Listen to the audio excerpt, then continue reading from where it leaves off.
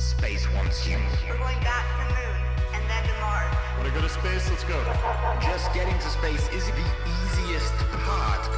Draw it, write it, build it, dream it, innovate it, invent Because it. once you get to space, you actually have to live in it. Space wants you dead. Let's expand our thinking. It's time to think outside of the box. Let's go. I see stars. Hello, everyone, and welcome to the Cities in Space podcast. We're here to help you discover your future in space. We're so happy to have you joining us today. I'm your host, Holly Malier. Today, we will be learning about the amazing Polaris program, the Polaris Dawn Mission, and discuss what makes a successful crew. To help us to do that, we have a very special treat today. We have not one, but two guests joining us. Polaris Dawn Mission Specialist, astronaut Sarah Gillis, and Mission Specialist and Medical Officer, astronaut Anna Menon. Together, they will be walking us through the amazing trip they are getting ready to take to the stars. Welcome, both of you, and thank you so much for being here. How are y'all doing? Thanks so much for having us. Yeah, thanks so much for having us. So happy to be here. Well, I am personally incredibly thrilled. So I'm so excited to be talking about the Polaris program and the Polaris Dawn Mission with you today. Audience, if you are not familiar with the Polaris program and this exciting new mission that's about to happen, I would suggest watching the Netflix series Countdown Inspiration 4 Mission to Space. It gives you a little backstory. It's a great prequel, and I will say it will blow your mind. It's pretty amazing. So, ladies, your team is preparing for a really amazing mission. Targeted apogee of around 1,400 kilometers, which is, it's almost 900 miles above the Earth. Is that correct? Yep, that's correct. Okay, great. Getting up there. That is a little high. So you'll be riding in the SpaceX Dragon Resilient spacecraft, and you're aiming to reach the highest Earth orbit ever flown by a crewed mission, and you're breaking the Gemini record. And you're going to be launching this possibly early this summer? Is that true? Ooh, has a date been set? Not yet. We are getting close, though. Oh, man. I'm going to be watching this. So I need to wrap my head around all of this. The Polaris Dawn mission will launch from Kennedy Space Center in Florida, and the crew will spend 5 days in orbit. In addition to the apogee record, you will be doing the first commercial spacewalk in the SpaceX-designed EVA spacesuit. Students, that stands for extravehicular activity. And you'll be the first crew to be testing the Starlink laser communications in space. This will be really valuable for future space communication systems. And on top of that, you will also be doing not 5, not 10 or 20, but 40.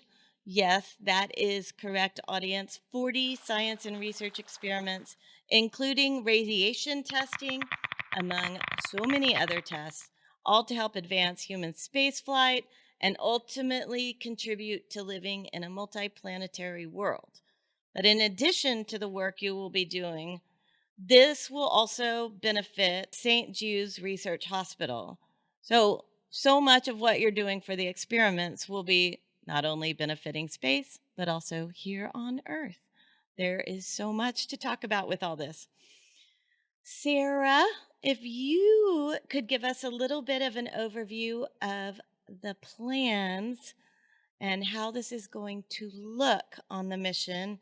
And Anna, if you would follow up, I would love it if you could talk a little bit about these research experiments and all you have been planning for this amazing trip in that regard. Sure, absolutely. So you've You just talked through some of our main mission objectives. We're flying the highest Earth ever flown. We will be attempting the first commercial spacewalk in a brand new SpaceX developed spacesuit. And we'll be, sending internet to the spacecraft over space lasers for the first time to communicate on a brand new platform. That's already a ton to do on a 5-day mission. Yeah, that's On top of that, a though, lot. we are also, as you mentioned, trying to get through 40 different science and research experiments. So every single second of our 5 days in space is going to be completely full. Anna's been most recently working with the timeline, and I can tell you there is not a free second for us across the full 5 days. Yeah, I would think you're going to be busy, busy, busy, busy. Super, super busy. Okay. Well, Anna, would you mind talking a little bit about some of these research experiments? Definitely. So, as y'all mentioned, we are doing approximately 40 research experiments. And so a couple of years ago, we put out a call for proposals for experiments to be flown on this mission, and ultimately down selected to these 40 based on scientific interest, technical requirements, crew involvement, as well as the experiment's abilities to take advantage of our unique mission profile.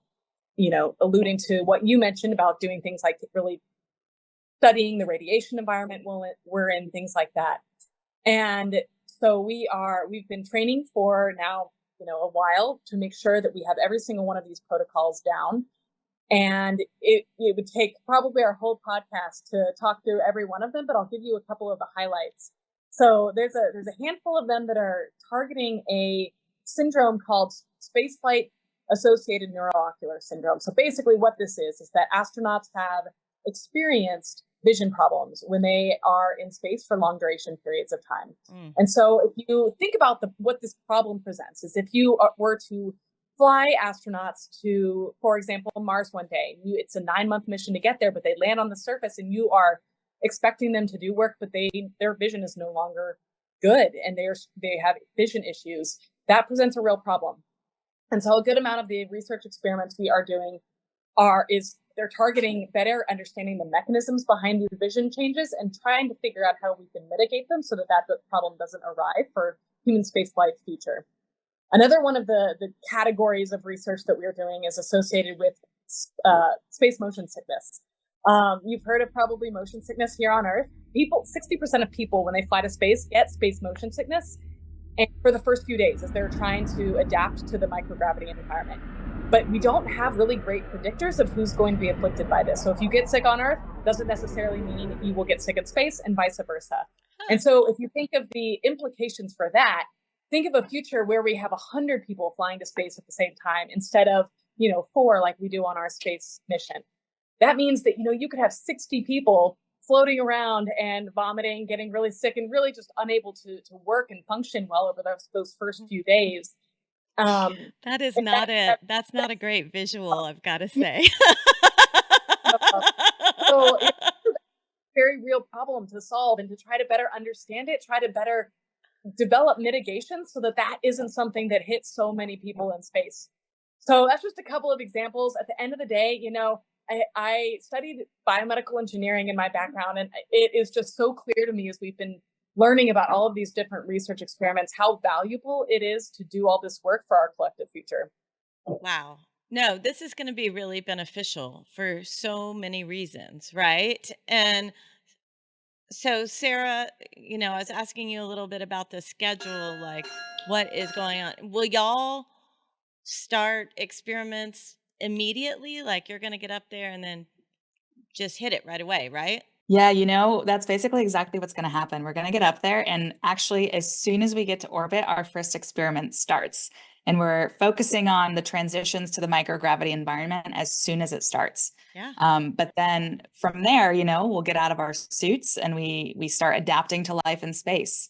And kind of aligned with our one of our big mission objectives, which is this first commercial spacewalk, we'll actually start stepping through kind of in parallel a bunch of different checkouts and preparation for that. You're stepping back and forth between research and preparation tasks. But yeah, basically 100% of our time that's not taken up with preparing for certain things is spent on this research. It's pretty impressive. Wow. Is there like a day on the 5-day mission that you're planning to do the spacewalk? That's like a very, very big deal. The first commercial crew spacewalk, right? So do you plan to do it on day 3? What's the plan? You actually nailed it. We are planning on doing Woohoo! it on the 3rd day of the mission. There's a lot that goes into that. You need to make sure crew are feeling okay. Anna mentioned space motion sickness, and we don't know how each of us will feel in space. So we need to make sure there's enough time for adapting and getting your feet under you, so to speak, in space. But, the flight day 3 is right about the perfect timing. So that day on the mission is pretty much entirely dedicated to preparing for the spacewalk. We have to do suit inspections on our suits. We have to configure the capsule to make sure there's nothing that will float out when we actually go to open the hatch. And then we'll actually get into final suit up and preparation for the spacewalk. And maybe to give you a little bit of information or details about what that would look like, all 4 of us are going to suit up and pressurize on 100% oxygen in our suits. And then from there, once we've done leak checks and done all of the final prep work that we need, we'll actually then vent the spacecraft. Typically for spacewalks on the space station, you have an airlock. And so what that means is crew members can just vent the atmosphere from a small volume without having to vent the entire space station. We don't have an airlock, so we have to vent the atmosphere from the whole spacecraft. So all 4 of us will be in those brand new spacesuits, and then we'll vent the spacecraft before we can open the hatch and proceed outside. Is that risky? In spaceflight, everything about it is an austere environment. Humans can't survive in space. Right. And so this is a huge problem to tackle, performing a spacewalk. And if you think about the future where we have hundreds of people going to Mars, to the surface of Mars, you can't just go there and not go outside. We want to be able to explore. And to do that, we need to have spacesuits that support that. And Yeah. so this is really the first step towards a suit that could, be used to walk on the surface of Mars. And this is an incredible opportunity to, collect data on how it performs in space. So, it's been an incredible development effort over the last 2 years with the SpaceX team. And there's a lot of considerations that have to go into the design of the suit and the design of the spacecraft. But it's been an incredible development effort. And I have so much confidence in the SpaceX team working with them through suit development over the last 2 years that I'm just really excited to do this with the whole crew. Yeah, this is really monumental. And I know we're going to talk a little bit more about the spacesuits in just a little bit. So obviously to be a part of the Polaris program and the Polaris Dawn mission, you need to be a part of a team, since coordination, like you're discussing, is essential to accomplish your objectives, right? There are 4 of you going to space, which includes Scott Poteet, nicknamed The Kid, as mission pilot, Jared Isaacman, the mission commander not only of Polaris Dawn, but he was also commander of Inspiration 4, which I gotta say, I was very fortunate. I got to interview him a year ago, and he also has an amazing story. So, Sarah, you are mission specialist. Anna, you are mission specialist and medical officer. All of you have very distinct roles. Can you talk just a couple minutes about delineation of responsibilities, like who exactly will be doing what? Really, we will all be doing most things. We Okay. do divide it. I will add that the team is not just the 4 of us in the spacecraft. The team involves a fantastic team of engineers and scientists and other people at SpaceX helping to make all of this happen. So Really good point. Really good point. We are really lucky to be part of this huge grand team making this mission possible. When it comes to the roles of the 4 of us in the spacecraft, like I said, most of us do all of it.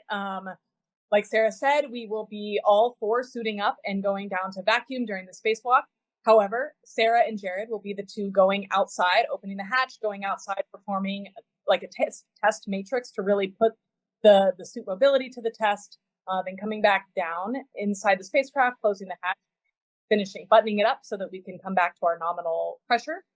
All four of us will do research, but we do divide into teams at different time points. So, during one 4-hour block of research, Sarah and I might be paired up, but another 4-hour time block, Kid and I might be paired up, to give you an example. And so we are all four executing research at the same time, but we tend to do it in teams to help each other out. Sometimes you need to like work together to complete an experiment. For example, when we test out Starlink, we will be doing that all together, really having, dividing and conquering to make sure that we can test it to its full capacity and really use the minutes that we have of Starlink connection to our best value. And then when we hit that high apogee, similarly, we will all be testing that out, learning from it, taking some data during that opportunity together.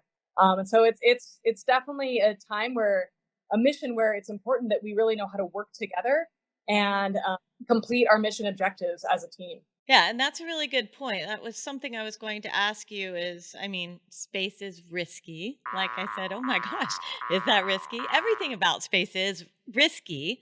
And if you don't have a really healthy, cohesive, well-functioning team, it could be deadly, right? So you all have been training for, is it 2 years? How long have y'all been training? Yeah, about that. Yeah, About so 2 years. quite an intensive amount of time. And as you said, your team goes way beyond a team of 4.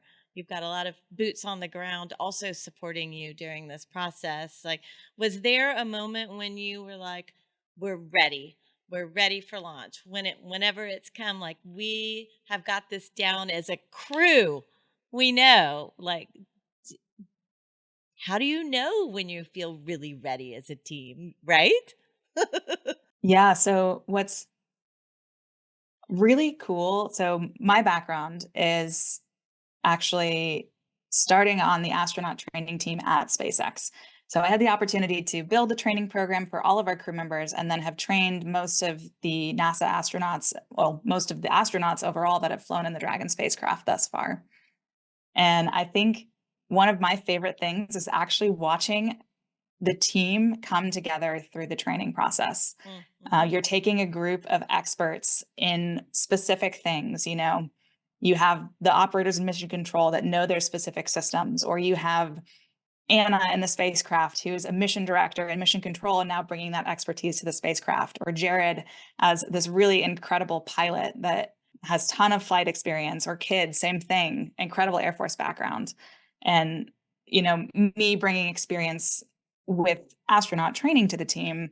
You're bringing all of these incredible skill sets together. But what's missing is you have to start figuring out how to use those skills to best benefit the team. Mm-hmm. And at any given moment, you could be the leader, you could be the follower. You have to learn how to actually coordinate and work to be most effective with that team. So I love training people, crews, our ground teams, because it is so cool to see them grow together. You learn exactly what you need to do when. So we're actually, in this next month-ish, we have a ton of training. It's like a pretty jam-packed schedule with some of the biggest training objectives that we have as a crew, both the 4 of us and then with the entire integrated ground team. So I think overall, we have all the knowledge we need, and now it's all about like demonstrating in every contingency scenario we can think of that we know how to respond as a team. So I'm really excited for the next couple of weeks as we step into kind of the final phase of our training. But I know just watching this crew, based on my experience, that they're ready for space flight, and it's going to be just an incredible adventure to finally get there with them. That's really awesome. And so I bet it's quite different having been a trainer to now be the person who is training. Anna, do you have any thoughts on that with the training experience and the cohesiveness and knowing when you're ready? Well, I think that one of the joys of this experience for me personally, has been remembering my feelings and experience and working on the ground side of these flight operations. So working with the team in mission control and supporting our astronauts that are in our spacecrafts. And so as we've been preparing as a larger team for this mission, I often reflect on, try to put myself back in that seat on the ground. I'm sitting in the capsule in like the flight vehicle, thinking back, okay, what is mission control doing right now? What are they assessing right now? What are their priorities? And trying to remember that perspective and contribute to our greater team using that perspective. But I would also just add, in terms of like readiness for this mission as a team, I think that there have been a number of more of the like team building development training pieces that we have done together that I look back on as being really pivotal to our development. And some of those that stand out to me include, we climbed a volcano together in Mount Cotopaxi in Ecuador. It comes in at over 19,000 feet. We also did skydiving with the U.S. Air Force Academy together and did 5 solo skydives after going through really rigorous training as a crew. And so those are examples of experiences that I think really brought us together as a team, really exposed us to both highs and lows, uncomfortable experiences, moments that we had to really dig deep and work through together as teammates. And I think those were some of the things that really built our strength as a team. Really good insight. Our student curriculum and project and lesson for this podcast is really focused around this mission. And it's about making a crew and who is going to be essential for your crew of 4, and what are your experiments you're going to be doing, what is your mission. And so as students listen to this, it's really going to help them brew on what they're going to be doing for their own project and presentation. So, okay, shifting a little bit, it might sound creepy, and I don't mean to be a stalker, but I've read a lot about both of you. I did see your hike in Ecuador. Yes, anyway, I'm really impressed by both of you. You both focused on aerospace engineering, but it also does seem that the arts have been foundational in your life. I'd love to discuss STEAM a little bit, just for a few minutes, and the impact for you of who you are today. So, Anna, you're a TCU grad, majored in math and Spanish, then went on for a Master's of Science in Biomedical Engineering degree at Duke. You were also a biomedical flight controller at JSC NASA. As we've talked about a little bit, you've just supported astronauts living in space, as well as medical hardware and software on the ISS. Your focus was safety and health. Thank you. I've read you've wanted to be an astronaut since you were like 9, 10. Yes? Okay. But in addition to these amazing things, you are also a writer and an author, and you have a recent children's book called Kisses from Space. I particularly love that it's about a clan of dragons, and I have a feeling that was intentional, perhaps, about dragons. I think there's something extra special you might be doing with that beautiful children's book on this mission. Is that true? It is true. Yes. So I co-authored a children's story named Kisses from Space, and I wrote it with Carrie Vosick, and it is illustrated by Andy Harkness. And this story it's a story about a mama dragon and her journey to space, and she shares that journey with her baby dragons back here on Earth. And it is the story of the power of love to overcome any distance. And this story, it is wonderful that it has a dragon in the theme, because we are on a dragon spacecraft, but that dragon family was actually initially born out of a storyline that my husband and I used to tell our kids as we would commute to work every day together. And that storyline was a wonderful connection point as we were apart during our days. And so it became very obvious when I was on this journey to space, the furthest commute I would ever have and the furthest I would ever be away from my kids, that it called for a dragon story. But the really fun part, and one of the things that I'm really most excited about, is the opportunity to read that story to my two kids. They're ages 3 and 6, as well as some of the brave kids of St. Jude Children's Research Hospital while we are in space. And so I will be reading that and getting That to is share so that. cool. Yeah, so I'm really looking forward to getting to connect with all of those kids from of space. Oh my gosh, that's the coolest thing. Thank you. I cannot wait to hear that because I love stories being told to me. You do not have to be I do too. young to enjoy stories. So Sarah, you were raised as a classical violinist. You also loved woodworking and then went on to study aerospace engineering and dance at UC Boulder and are now experienced mission control operator. I hear that you might have a new initiative with music and space. Is that correct? I do believe maybe. You are absolutely correct. Absolutely. So I'm so excited. Actually, just this week, we released a brand new curriculum. So just for awareness, I was raised as a violinist, not an engineer. And it wasn't until I met an astronaut for the first time in high school that I changed career paths and started studying engineering instead. So, kind of inspired by this journey from the arts to science, I wanted to create an educational resource that could be used by kids to pursue their own dreams and figure out what interests them in either science or music or anywhere in between. So I partnered with an organization called El Sistema USA, who really is working to ensure that every child has access to high quality music education. And for me, I have a huge belief that every child can benefit from music education, just as I did growing up. And so, it doesn't have to be that you want to be a musician. It doesn't have to be that you want to be an engineer. But I wanted to provide a resource that kids could use to explore their passions and interests and maybe connect some dots. And so, yeah, there's this really cool, fun curriculum with lots of hands-on activities for kids. But just really excited to, maybe inspire some different dreams, if it's in music or if it's in space, but there's a lot of cool projects to find there. That's really great. And audience, if you are a subscriber to us, we will have that sent out to you for her music program as well as Kisses from Space. But you can also, I am sure, find it on the Polaris Dawn website as well. There will probably be some links for that, correct? Yeah, great. Definitely. Well, Just click on the music tab. oh, well, that's really easy. So that's good.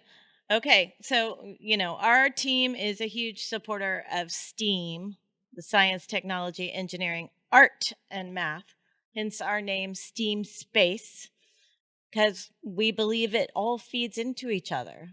And in the industry, as the space industry grows and we do become travelers, everyone will be needed for a thriving world. So thank you for also incorporating the arts into who you are as amazing astronauts today. So I think it is time for our student questions. I think I hear Space Dog. Yep, that's definitely Space Dog. Okay, so one thing that makes our podcast very special is that we invite students to submit questions to our guests. We want to introduce opportunities to students everywhere and show them about engaging in this amazing industry. So today we have some fantastic questions for you from 6th graders at Allen Academy under the direction of educator Stephanie Hanover in Bryan, Texas. Go Allen Academy! Go Miss Hanover. You guys are amazing. So are y'all ready for some questions? Okay, good. All right. First question from Alex W. What are you most excited or worried about for this mission ahead? Who would like to take that amazing, brave question? I can take that one. Okay. I think for me, I've spent so much time training astronauts to go to space, and to have an opportunity to actually see this environment for the first time for myself. I'm so excited to see what it is actually like to live and work in microgravity and to do it with this crew. Obviously, the spacewalk is a really big objective that we have and will be really focused on throughout the entire mission. But really just looking forward to seeing what the Earth looks like from that perspective and what it's like to live in space. Yeah. Well, I'm excited for you and a little jealous. I'm going to admit it. Anna, do you want to throw in anything that you are particularly excited or maybe worried about for this mission? I think that one of the things I do a lot of thinking about is how to just make sure we make every minute count. It's going to be a fast 5 days. And like Sarah was saying earlier, we have a lot we want to accomplish in that time. And so just, similar to Sarah, I've spent most of my career supporting space missions on the ground and being in awe of them and so thrilled about them. And so I am incredibly grateful for the chance to experience it firsthand and want to make sure that I learn as much as I can and soak up as much as I can. Well, very true. Very true. Okay. From Libby S. What are the features of your spacesuits and what makes them different from ones before? Oh, this is a good one, Libby. Maybe I'll jump in on this. Okay. SpaceX has an IVA suit, an intravehicular activity suit, that they've used for every mission thus far. And it's basically a safety system that if something were to happen in the spacecraft, it's, a life support system for each crew. This is the first time that we are designing a suit that's intentionally going out into the vacuum of space. And it is basically a little spaceship. It has to support every crew member inside. And that means giving oxygen, giving you information about your suit pressure, controlling your environment so humans can live inside it. And so this suit, which the SpaceX team has just been doing an incredible job to develop over the last 2 years, is effectively every single part of it is different than the IVA suit. You have to consider joint mobility. You now need to be able to move inside this pressurized volume with relative ease. If you need to grab something, you want your hand to be there when you need it, and you don't have to fight a lot of suit movement in order to do so. It has all sorts of new added features for thermal protection. We're going to be exposed to really high and low temperature extremes. So there's thermal protection throughout the suit. Even in the visor, the way it's designed, you have to have sun protection. It acts as a sunglasses shield as well as providing thermal protection. There's so many different aspects of the suit that are brand new. There hasn't been a new spacesuit for spacewalks developed in a long time, I think almost 40 years now. And so this is the first time whole new technologies are being added. New material development has happened since then. So there's all sorts of really cool features that will be going into this. But, you have to think about the whole problem. How do you keep 4 people safe in a personal spaceship effectively? Yeah, I'm kind of amazed at how you can create these personal spaceship suits and they're still really stylish too. Students, you should definitely go online and look at these spacesuits. They're amazing. Okay, last question from Carter K. I want to know this one too. What foods will you be taking for your mission? Anna, would you mind informing us on the foods we will be watching you enjoy on your mission? This is the topic that Sarah and I also both love. So basically our food comes in kind of like 2 varieties. One is we have a good amount of fresh food that will fly with us that we will eat for the first few days. And then after that runs out, we will move on to more like camping food, clip things like that one might take camping. So SpaceX came up with a really creative way to provide fresh food from space. They freeze cold brewed coffee and use that as the ice cubes around our fresh food. And as those ice cubes melt, we get to enjoy some wonderful fresh coffee and our fresh food stays nice and chilled. Oh, amazing.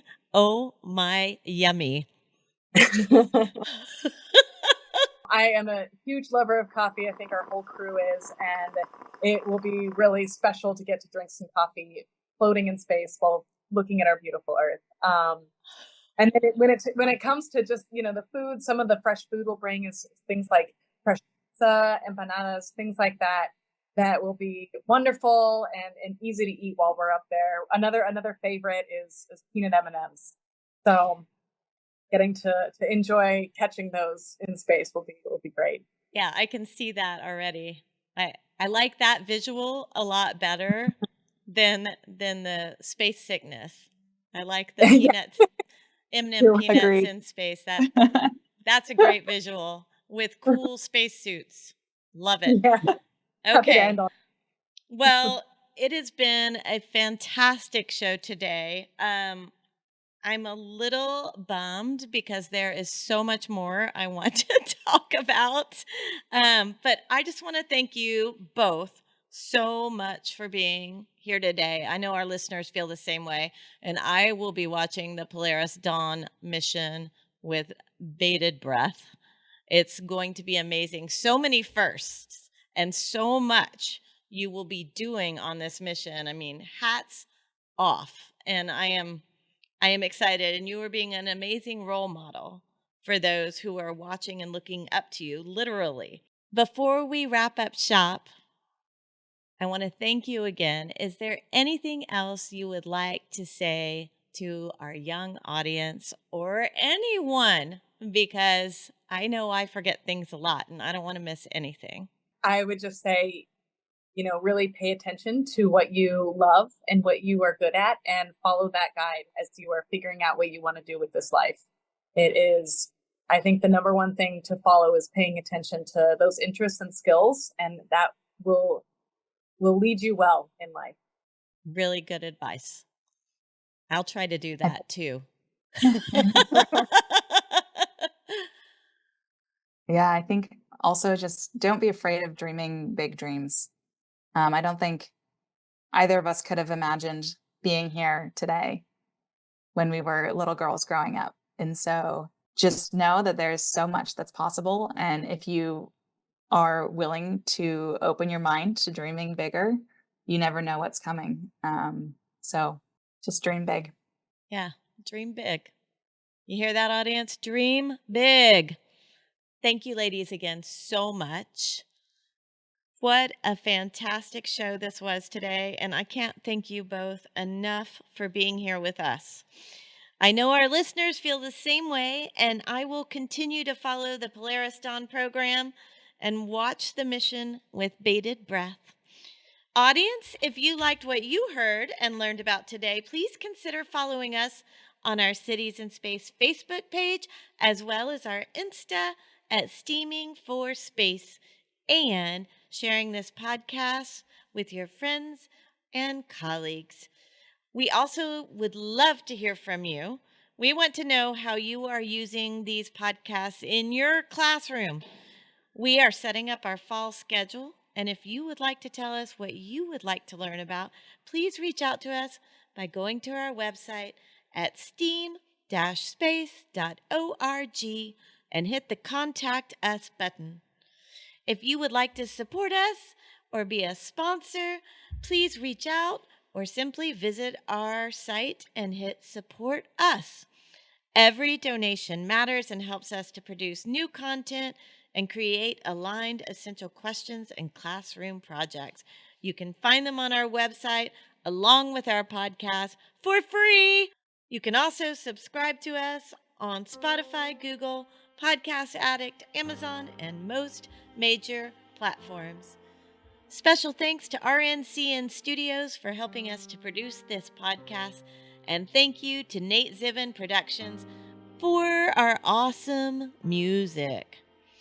That's a wrap, audience. Our team will be taking a break for the summer here in good old Texas, and we will be returning in September with a brand new season full of amazing guests.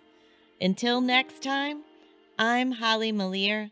Keep looking up.